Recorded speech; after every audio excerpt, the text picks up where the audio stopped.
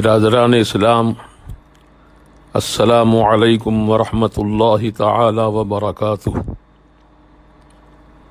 الحمد للہ رب العالمین، والصلاة والسلام علی سید الانبیاء وسید المرسلین وعلی آلہ الطیبین الطاہرین واصحابہ الکرام اجمعین، اما بعد فاعوذ باللہ من الشیطان الرجیم، بسم اللہ الرحمن الرحیم۔ ومن یعص اللہ ورسولہ فإن له نار جہنم خالدین فیہا ابدا، صدق اللہ العظیم وبلغنا رسولہ النبی المتین الامین الکریم۔ آج آن لائن پروگرام جو ترتیب دیا گیا ہے، بڑی خوشی کی بات ہے کہ پیغام حق اللہ کے بندوں تک پہنچانا مختلف ذرائع سے بڑی خوشایند بات ہے، کیونکہ اس وقت پوری دنیا ایک بڑی بیماری سے متاثر ہے۔ اللہ ماشاء اللہ، اللہ پاک نے جن کو بچانا چاہا وہ محفوظ ہیں۔ حدیث پاک کا مفہوم بیان کرتا ہوں کہ جب دنیا میں گناہوں کی کثرت ہوتی ہے تو اللہ تعالیٰ کا عذاب مختلف شکلوں میں آتا ہے، کبھی قحط کی شکل میں، کبھی بیماریوں کی شکل میں۔ اللہ تعالیٰ تمام عالم کے مسلمانوں کو گناہوں سے محفوظ رکھے اور نیکیوں کی رغبت عطا فرمائے، کیونکہ یہ اسلام کی بنیادی تعلیمات میں سے ایک تعلیم ہے۔ جب ہم کلمہ پڑھ کر مسلمان ہو گئے، الحمدللہ ہم تو پیدائشی مسلمان ہیں۔ مسلمان کا مطلب یہ ہوتا ہے کہ اللہ تبارک و تعالی اور اس کے پیارے حبیب صلی اللہ تبارک و تعالی علیہ وسلم کے حکم پر گردن جھکا دینا، یعنی اطاعت قبول کرنا۔ تو الحمدللہ جو پیدائشی مسلمان ہیں اور پھر حق پر قائم ہیں، اللہ تعالیٰ کی رحمت و کرم سے محفوظ و مامون ہیں۔ نام کے مسلمان ہونا کافی نہیں ہے، بلکہ حقیقت میں مسلمان رہنا ضروری ہے۔ اللہ تبارک و تعالیٰ نے قرآن عظیم میں ارشاد فرمایا، یا ایھا الذین آمنوا اتقوا اللہ حق تقاتہ ولا تموتن الا وانتم مسلمون۔ اے ایمان والو، اللہ تعالیٰ سے ڈرتے رہو اور اللہ تبارک و تعالیٰ کا خوف دل میں بسا لو۔ خوف کا مطلب یہ ہوتا ہے کہ جو اللہ تعالیٰ کے احکامات ہیں، اوامر و نواہی ہیں، اس پر عمل پیرا رہنا۔ اور اللہ تبارک و تعالیٰ کا فرمان ہے، ہرگز ہرگز نہیں مرنا مگر مسلمان بن کر، یعنی مسلمان بن کر جینا ہے، مسلمان ہی بن کر مرنا ہے۔ اور یہی تعلیم دعائے جنازہ میں دی گئی ہے، وَمَنْ أَحْيَيْتَهُ مِنَّا فَأَحْيِهِ عَلَى الْإِسْلَامِ۔ اے اللہ پاک، ہم میں سے تو جس کو زندہ رکھنا چاہے اسلام پر زندہ رکھ۔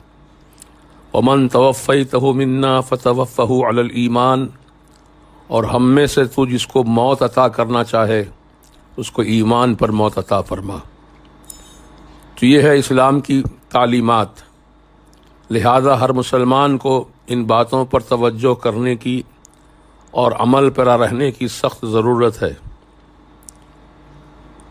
اور یہ جو بیماری کورونا وائرس اس وقت پوری دنیا میں پھیلی ہے، یہ بڑی فکر کی بات ہے کہ اللہ تبارک و تعالیٰ نے ہم کو اپنی جانب رجوع ہونے اور گناہوں سے توبہ کرنے کا موقع عطا کیا ہے، کیونکہ جب انسان پر کوئی مصیبت آتی ہے کوئی وبا پھوٹ پڑتی ہے تو اس وقت بندہ اللہ تعالیٰ کو کثرت سے یاد کرتا ہے، اور ہونا بھی یہی چاہیے کہ اللہ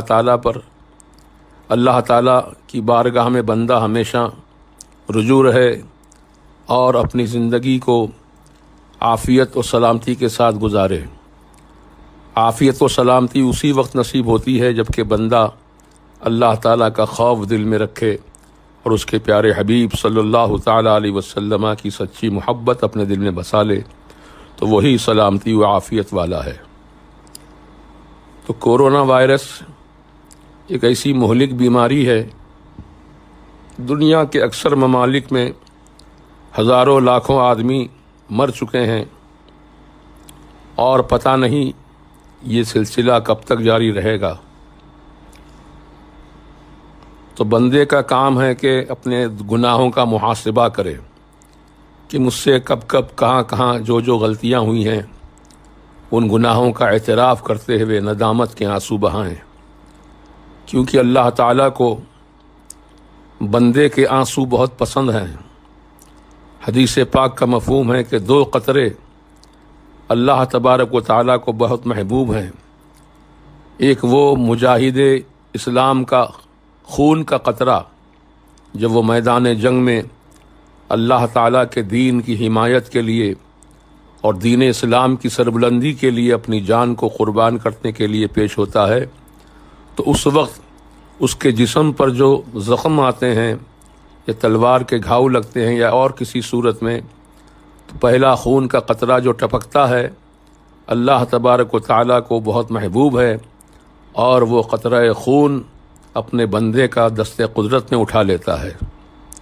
اور دوسرا قطرہ وہ ہے جب بندہ اپنے گناہوں پر ندامت کے آنسو بہائے، تو اللہ تعالیٰ کو یہ آنسو کے قطرے بھی بہت پسند ہیں، اور وہ اپنے دست قدرت میں اٹھا لیتا ہے، زمین پر نہیں گرنے دیتا۔ لہذا ندامت کے آنسو بہائیں، اور قرآن کریم میں بھی اللہ تبارک و تعالیٰ نے ارشاد فرمایا فَلْيَضْحَكُوا قَلِيلًا وَلْيَبْكُوا كَثِيرًا، ہنسنا کم چاہیے اور رونا زیادہ چاہیے۔ اور آج کل دنیا میں باضابطہ ہنسی کے پروگرام ہوتے ہیں جہاں پر لطائف بیان کیے جاتے ہیں۔ آدمی کو زیادہ ہنسنے سے اس کا دل مردہ ہو جاتا ہے، اور خاص کر مسجد میں ہنسنے سے قبر میں اندھیری آتی ہے۔ نہ مسجدوں کا خیال رہا، نہ اور کوئی جگہ کا خیال رہا، کہ آدمی باضابطہ ہنسنے میں اپنا وقت زیادہ گزارتے ہیں یا کسی کا مذاق اڑانے میں، جبکہ آدمی خود اپنے آپ پر غور کرے تو انشاءاللہ اس پر اپنی توجہ کرنے کی ضرورت ہے، تاکہ وہ ان گناہوں سے بچے اور اللہ تعالیٰ کی رحمت کی طرف رجوع ہو۔ خوف کا مطلب یہ ہوتا ہے کہ اللہ تعالیٰ نے جن باتوں کا حکم دیا ہے اس پر عمل کرے، یہی خوف خدا ہے۔ جیسے ہم لوگ مضر جانوروں سے ڈرتے ہیں، یہ ڈرنا مراد نہیں ہے، بلکہ ڈرنا یہ ہے کہ اللہ تعالیٰ نے جن باتوں کا حکم دیا ہے اس پر عمل کرنا ہے، اور جن باتوں سے منع کر دیا ہے اس سے رکے رہنا ہے۔ تو اللہ تعالیٰ کا فرمان ہے یا ایھا الذین آمنوا اتقوا اللہ، اے ایمان والو تم اللہ سے ڈرتے رہو، تقوی پرہیزگاری اختیار کرو، ولا تموتن الا وانتم مسلمون، اور ہرگز نہیں مرنا مگر مسلمان بن کر۔ یہ کامیابی کی پہلی منزل ہے کہ آدمی مرتے وقت دنیا سے با ایمان جائے، تو یہ پہلی منزل ہے اس کی کامیابی کی۔ تو دنیا میں جو ایمان کے ساتھ رہے، ایمان کے ساتھ رخصت ہو، تو قبر کی منزل میں بھی انشاءاللہ وہ کامیاب ہوگا، اور قبر کی منزل میں جو کامیاب ہو گیا وہ حشر کے میدان میں بھی انشاءاللہ تعالی کامیاب ہوگا۔ تو کورونا وائرس کی بیماری جو پھیلی ہے، میرا غالب گمان یہی ہے حدیث کی روشنی میں، یہ گناہوں کی کثرت۔ گناہ سے مراد آپ سب جانتے ہیں کہ جھوٹ بولنا، چغلی کرنا، شراب نوشی کرنا، حرام کاری کرنا، زنا کاری کرنا، سود کھانا، یہ سب گناہ کبائر ہیں۔ اس سے بالخصوص مسلمانوں کو بچنا چاہیے۔ اور دوسری چیز یہ ہے کہ چھوٹے چھوٹے گناہ جو عام طور سے ہم سے واقع ہوتے ہیں، کسی بات میں جھوٹ بول دیا، جھوٹ یہ بہت بڑا گناہ ہے، لیکن جو بار بار جھوٹ بولتا ہے اس کو گناہ کبیرہ میں شامل کیا جاتا ہے۔ جو کبھی کبھار جھوٹ کہہ دے تو وہ گناہ صغیرہ میں شمار کیا جاتا ہے، اور جو ہمیشہ جھوٹ بولنے کا عادی ہو وہ گناہ کبیرہ کا مرتکب ہو رہا ہے۔ تو کورونا وائرس کی بیماری سے اگر بچنا ہے تو اللہ تعالیٰ کی طرف رجوع ہو جائیں اور توبہ و استغفار کریں، کیونکہ توبہ ایک ایسا عمل ہے کہ اللہ تعالیٰ کو توبہ کرنے والے بڑے پسند ہیں۔ ان اللہ یحب التوابین و یحب المتطہرین، بے شک اللہ تعالیٰ توبہ کرنے والوں کو پسند فرماتا ہے اور پاک ستھرے رہنے والوں کو بھی اللہ تعالیٰ پسند فرماتا ہے۔ تو آج دنیا تعلیم دے رہی ہے کورونا وائرس سے بچنا ہے تو ہاتھ صابن سے دھو لیا کرو، چھینک آئے تو ناک پر کپڑا ڈھک لیا کرو۔ یہ تو آج دنیا والے اس کی افادیت کو سمجھ کر اس پیغام کو عام کر رہے ہیں، جبکہ 1400 سال پہلے اللہ کے پیارے حبیب علیہ الصلاۃ والسلام نے ان تمام باتوں کی تعلیم عطا فرمائی۔ ہاتھ دھونا کھانے سے پہلے بہت ضروری ہے، کیونکہ پتہ نہیں یہ ہاتھ پر کتنے جراثیم ہیں۔ یہ جراثیم جب پیٹ میں جاتے ہیں تو طرح طرح کی بیماریاں اور تکالیف ہوتی ہیں۔ اللہ کے پیارے حبیب علیہ السلام نے 5 وقتہ وضو کرنے اور ہاتھ کھانے سے پہلے بالخصوص دھونے کی تعلیم عطا فرمائی۔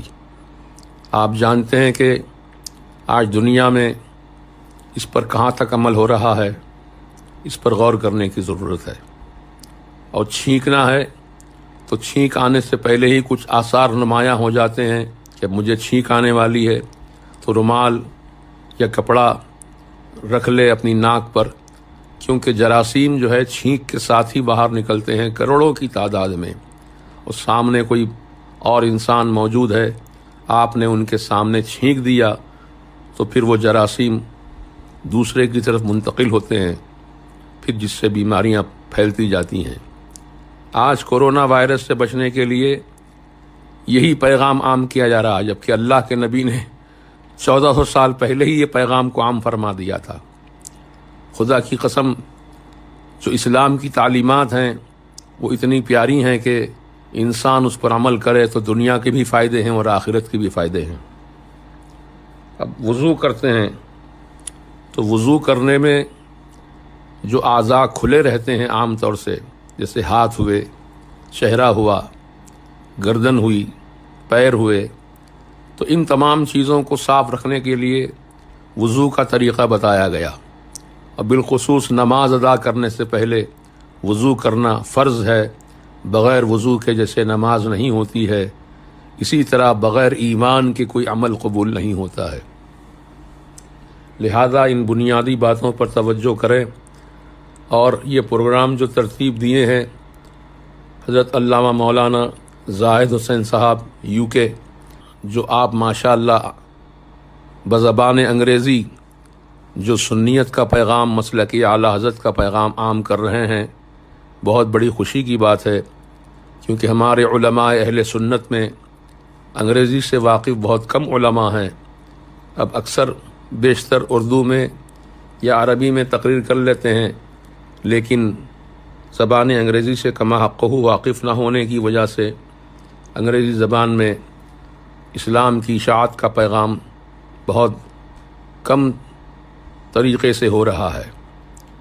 علامہ زاہد حسین صاحب قابل مبارکباد ہیں کہ UK جیسی سرزمین پر پیغام حق کو عام کر رہے ہیں۔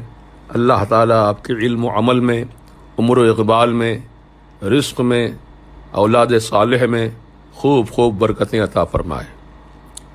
اور یہ سن کر بڑی خوشی ہوئی کہ حضور محدث کبیر کا بھی آن لائن بیان ہونے والا ہے، اور دیگر علماء کرام بھی انشاءاللہ اس میں حصہ لیں گے۔ اب آپ دیکھ رہے ہیں کہ کورونا وائرس کی وجہ سے پوری دنیا جام ہو گئی ہے، ہر کوئی اپنے مقام پر ٹھہرا ہوا ہے، سواریوں کی سہولت نہیں ہے، لہذا ایسی صورت میں جلسوں کا انعقاد تو مشکل ہو گیا ہے، لیکن یہ آن لائن جو پروگرام ترتیب دیا گیا یہ آسانی سے گھر گھر عوام تک پہنچ سکتا ہے۔ اللہ تعالیٰ اس کا اجر عطا فرمائے، اور میں نے مختصر طریقے سے جو پیغام حق آپ تک پہنچایا ہے اس پر عمل کرنے کی کوشش کریں۔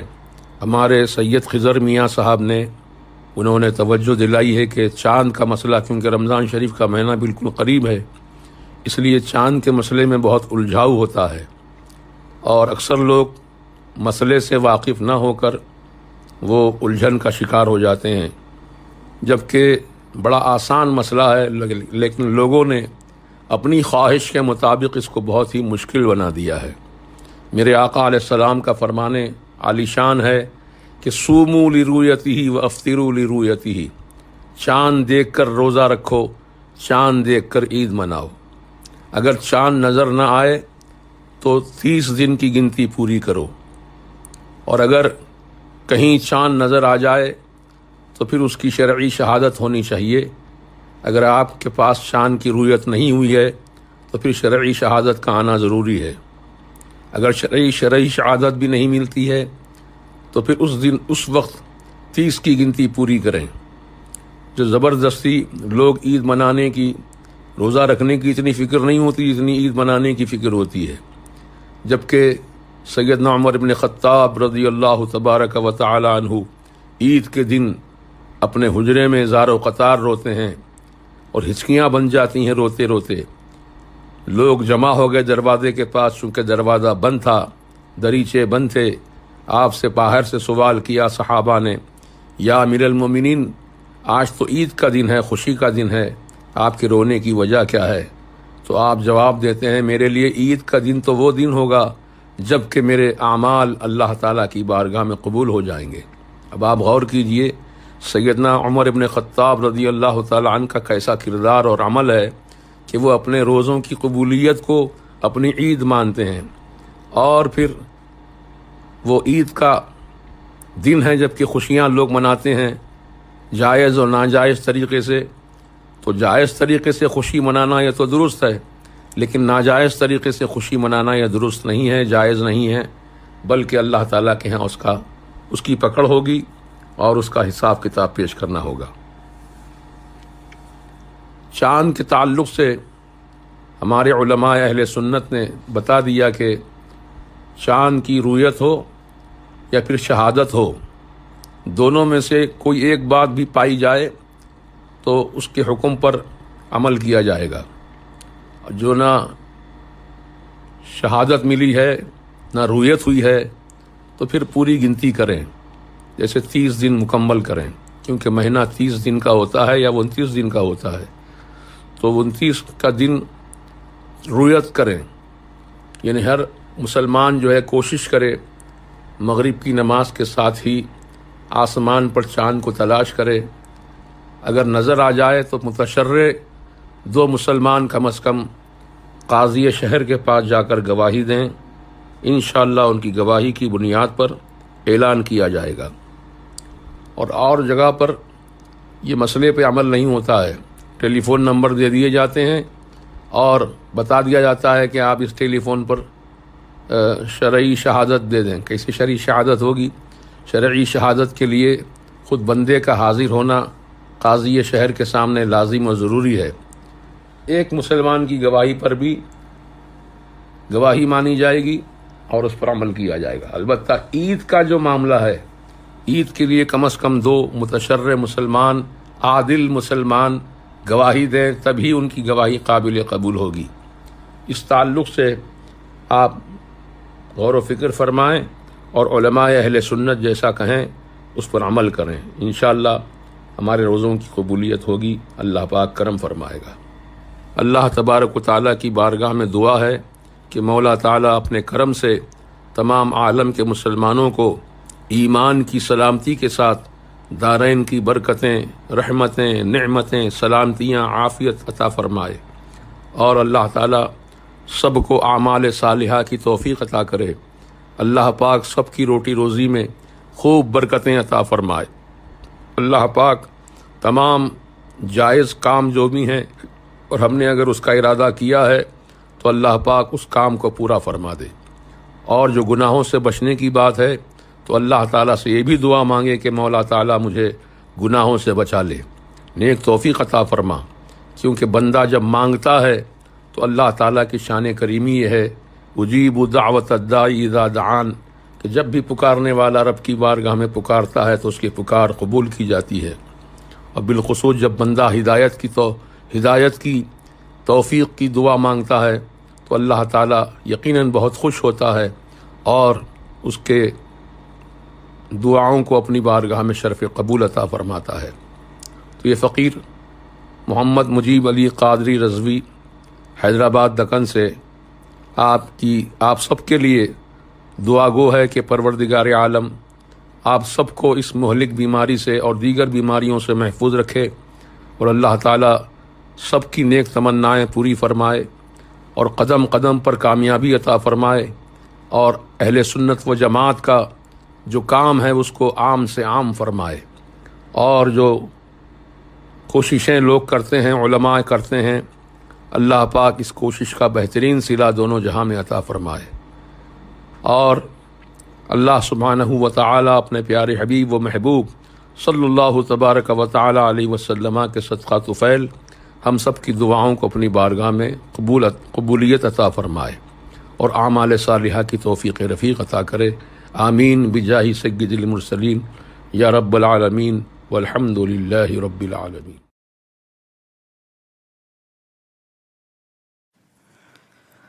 آمین یا رب العالمین۔